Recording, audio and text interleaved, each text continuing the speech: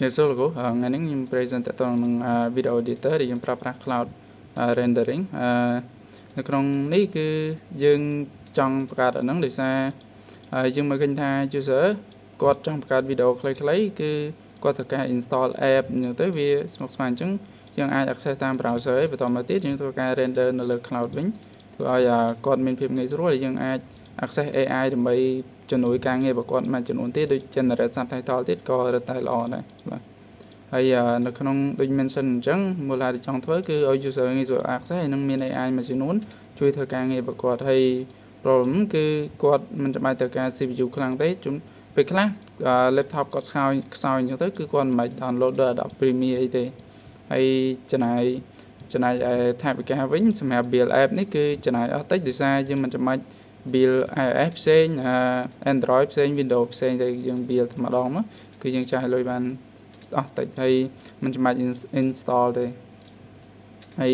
objective ដូច mention អញ្ចឹងគឺតើតង basic objective នេះគឺយើង basic video editing video preview ហើយមាន AI ជួយឲ្យអាច share file នេះទៅហើយនៅក្នុង scope នេះគឺយើងធ្វើត្រឹម video editing basic ដូច split ដូច cut ដូចអីអញ្ចឹងទៅនិយាយរួមទៅមក edit video បានហើយមួយទៀតគឺ render video render នេះគឺយើង render នៅលើ cloud server របស់យើងហើយ limitation របស់យើងថ្ងៃក្រោយយើងចង់ add តកតងទៅនឹង AI ជំនួយការងារបាទហើយអានេះ research របស់យើងឃើញថា research ទី1គឺនិយាយតកតងទៅនឹងremote linear video editing អាហ្នឹងគឺ render ដោយប្រើប្រាស់ user browser គឺ WAV នេះហើយ decode វាទៅMP4H 256ទៅទើបអាចមើលឃើញដូច video ទូទៅហើយ resolution របស់វាត្រឹម4:8ទេហើយ research ទី2គឺតកតងទៅនឹងការ render នៅលើ cloud ដូចស្តៀង architecture ខ្ញុំដែរហើយនៅនេះគឺគេបានយល់ទៅនៅលើ cloud ហ្នឹងយើងចង់ render ប្រមាណក៏បានដែរក៏ប៉ុន្តែយើងត្រូវគិតលើរយៈពេលនិងល្បឿនសមស្របអញ្ចឹងទៅជួនកាល render ខ្ពស់ពេកក៏ប៉ុន្តែrender ខ្លាំងពេកក៏ប៉ុន្តែប្រសិទ្ធភាពនៃ resolution ហ្នឹងក៏វាអត់ម៉ាចគ្នាអញ្ចឹងយើង render មកល្មមហើយគេនេះគឺ render ត្រឹមrender អាចហើយបន្តមកទៀតគឺ tech stack technology របស់យើងគឺយើងប្រើ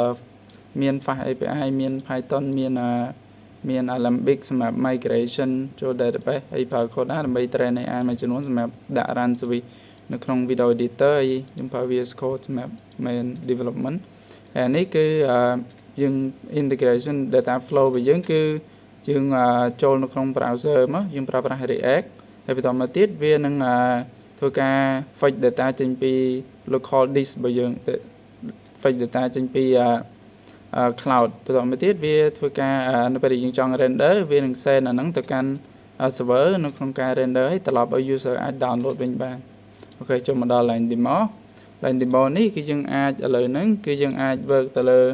multiple task អញ្ចឹងហើយនេះគឺយើងប្រើ library ភាគច្រើនគឺ remotion ទៅដល់ timeline ហ្នឹងបាទហើយនៅខាងនេះគឺ media របស់យើងអាច drag drop មកហើយនៅពេលដែលយើង click save ទៅយើង save វាទៅកាន់ cloud វិញអញ្ចឹងទៅយើង edit នៅលើនេះហើយ user អាច click export render ទៅវានឹង save ទៅកាន់ cloud ហើយខាង server cloud rendering វានឹងចាប់ផ្ដើម export video នឹងឲ្យយើង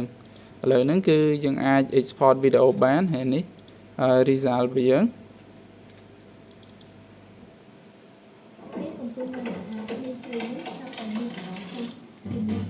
អញ្ចឹង model ហ្នឹង model របស់យើងគឺយើងមានពីរ component ទី1គឺ text detection ទី2គឺ text recognition